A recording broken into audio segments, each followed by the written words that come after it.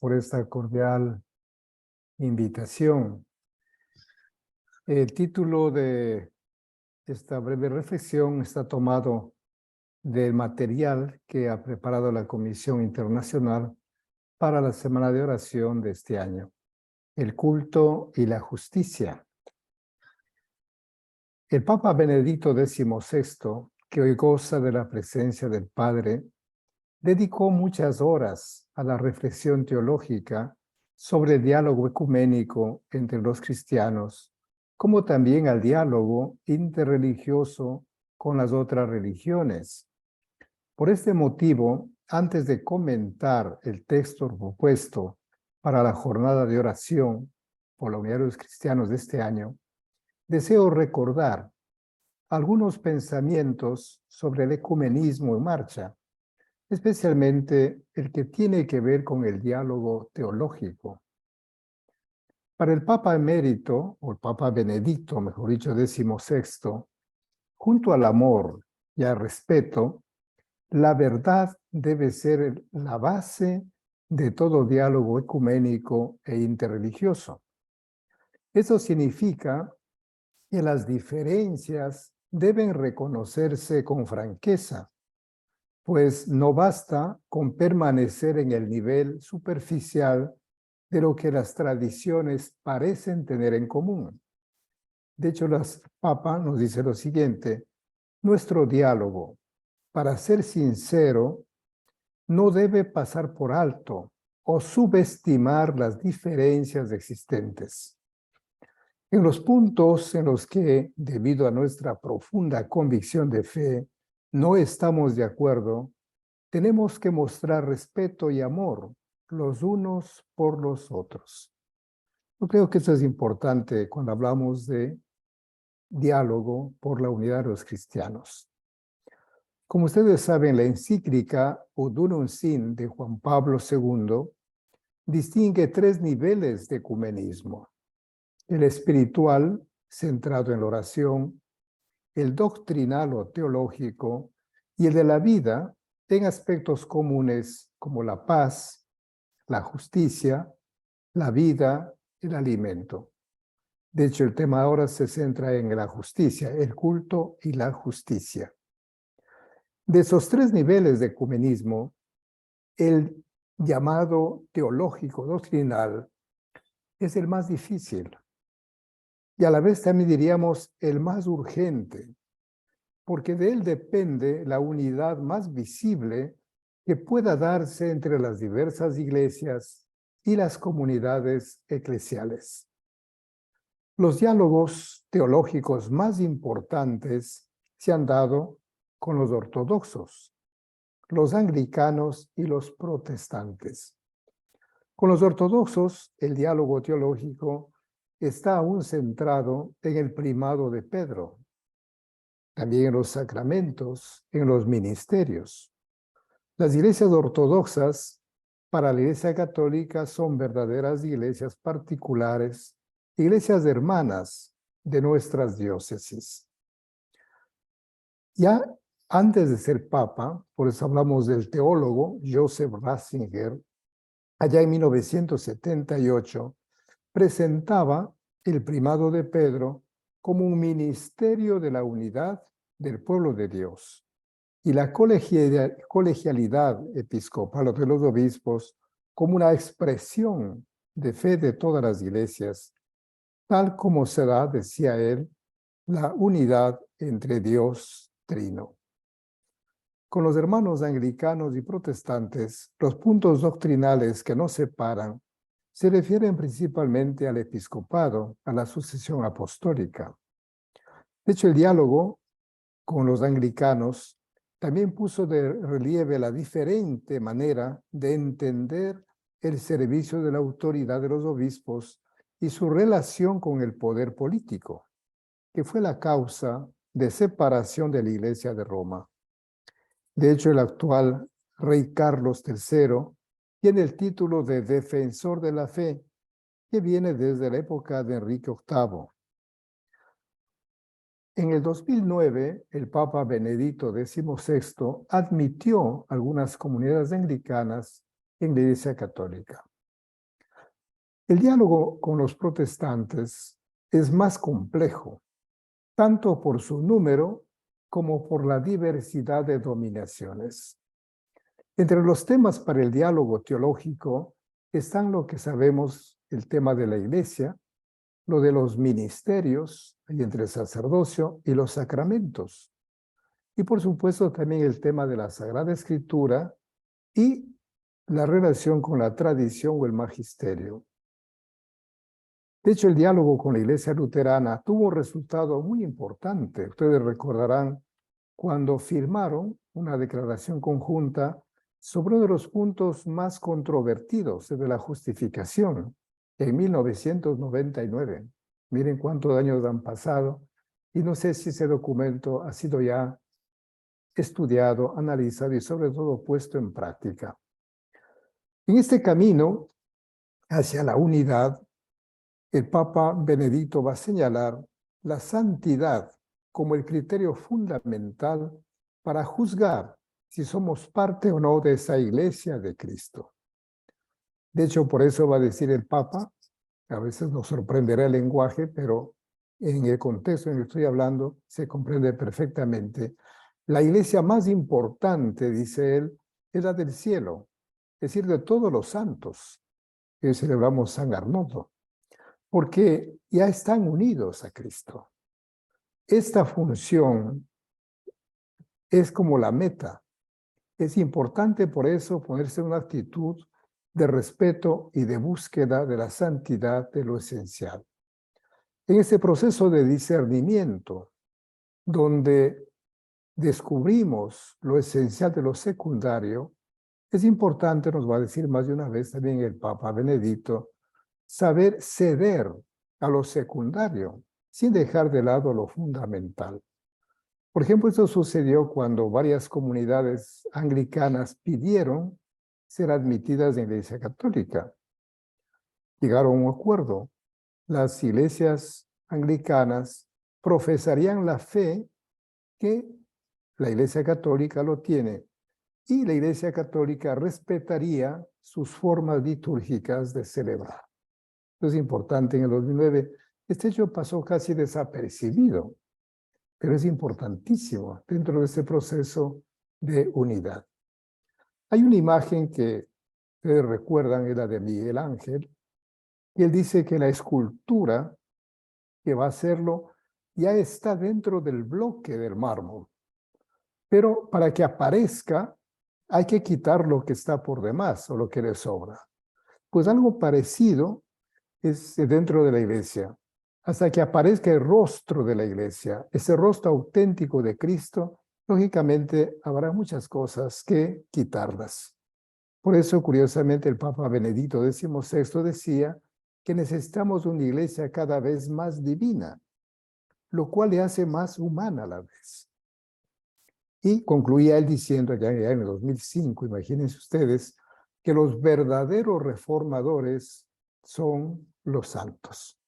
Bien, entonces en esta primera parte yo quise pues poner de relieve también las diferencias, aquello que nos separan a nivel teológico, para continuar en este proceso de reflexión, de búsqueda, de encuentro. No podemos, como dice él, pues dejar de lado o menospreciar aquello que nos divide y que quizás nos causa mucho dolor. Y justamente esa es una motivación, un impulso para seguir en este trabajo de ecumenismo. Bien, en este momento yo pasaría a hacer una breve síntesis de algo que me parece importante ya, del culto y la justicia. Miren, entramos ya a esta dimensión del ecumenismo práctico, de la vida, donde hay los grandes temas que a todos los cristianos nos comprometen a estudiarlo. En este caso es la justicia, otro será la paz, el tema de la libertad, el tema de la dignidad, el tema de la vida. Pero me parece interesante el tema propuesto en esta ocasión sobre la relación entre el culto y la justicia. Hay ese texto de Isaías 1, 12, 18, que me permito leerlo rápidamente, que nos ilumina todo el trabajo que podemos realizar durante estas semanas de oración por los cristianos. Y dice, Cuando entren en mi presencia y penetren en mis atrios, ¿quién les exige esas cosas? No traigan más ofrendas injustas. El humo de su cremación me resulta insoportable. Novilunio, sábado, asamblea, no soporto reuniones de malvados. Odio novilunios y fiestas. Me resultan ya insoportables. Intento en vano aguantarlos. Cuando tienden las manos suplicantes, aparto mi vista de ustedes. Por más que aumenten las oraciones, no pienso darles oído. Sus manos están llenas de sangre. Lávense, purifíquense, aparten de mi vista todas sus fechorías. Dejen ya de hacer el mal. Aprendan a hacer el bien. Tomen decisiones justas. Restablezcan al oprimido. Hagan justicia al huérfano. Defiendan la causa de la viuda. Vengan y discutamos esto, dice el Señor. Aunque sus pecados sean tan rojos como la grana, blanquearán como la nieve. Aunque sean como la púrpura, como lana quedarán. Bien. Isaías, en este texto, pone de manifiesto una de las grandes verdades religiosas defendidas por los profetas. El culto a Dios es inseparable de la práctica de la justicia, especialmente con los más pobres, representados por el huérfano y la viuda. En otros términos, sin justicia no hay culto verdadero. Isaías, como sabemos, es contemporáneo de Amós, de Miqueas y de Oseas. Vive en el siglo VIII a.C., hacia el final del auge económico y la estabilidad política de los reinos de Israel y de Judea, en medio de la debilidad de lo que hoy podremos llamar las dos superpotencias de la época, Egipto y Asiria. La religión, en este contexto de riqueza y dominio, se transformó en una expresión puramente formal y ritual, cuyos sacerdotes se beneficiaban de las ofrendas de los ricos y poderosos. El palacio y el templo, el rey y los sacerdotes se habían unido. La riqueza y el poder político eran interpretados como una bendición, y en cambio la pobreza y la fragilidad como una maldición. Por eso fácilmente se decía los ricos son los buenos y los pobres los malos. Nadie en esas condiciones se hacía cargo de las inequidades o de las opresiones de los pobres. La religión se convirtió en una afrenta para Dios. Los sacrificios y las fiestas tan solo ocultaban o servían para justificar la opresión de los pobres. Isaías, por su parte, desenmascara esta práctica y pone a Dios como fuente del derecho y la justicia, pues su amor incondicional por cada uno de sus hijos está por encima de su condición social, política, económica o religiosa. Isaías, sin embargo, les abre una puerta a la esperanza. Es posible superar esa separación o dicotomía entre el culto a Dios y la justicia en favor del pueblo. Para ello les propone el camino de la purificación, del abandono del mal, o, en sentido positivo, la práctica del bien, de la justicia y la misericordia. En nuestra sociedad también se da esa separación entre el culto y la justicia. Más de una persona explota y se aprovecha del pobre, pero concurre al templo para acallar su conciencia. En nuestra historia social, uno de los pecados es el racismo, que enfrenta a personas de diferente color de piel, un prejuicio social que afecta no solo a las relaciones individuales, sino también a las estructuras de la sociedad e incluso de la misma iglesia. Lamentablemente, no pocos cristianos han cerrado sus ojos ante la opresión de un grupo sobre otro, olvidándose que todos, por el bautismo, somos hijos de Dios. Esas ideologías de la supremacía de un grupo sobre otro, o aquella doctrina del descubrimiento de otros mundos, han causado mucho daño en esas tierras que fueron colonizadas por potencias a lo largo de los siglos. La conciencia de ser hijos de Dios, por lo tanto, nos compromete a reconocer la dignidad de cada ser humano, creado a imagen y semejanza de Dios, y a superar aquellas estructuras del pecado bajo la forma de esclavitud, colonización, segregación, inclusive del apartheid. Pues bien, Isaías nos dice, aprendan a hacer el bien. Isaías nos enseña cómo debemos curar estos males, cómo la división en nuestras iglesias y en la sociedad humana sigue destruyendo el corazón mismo de la vida.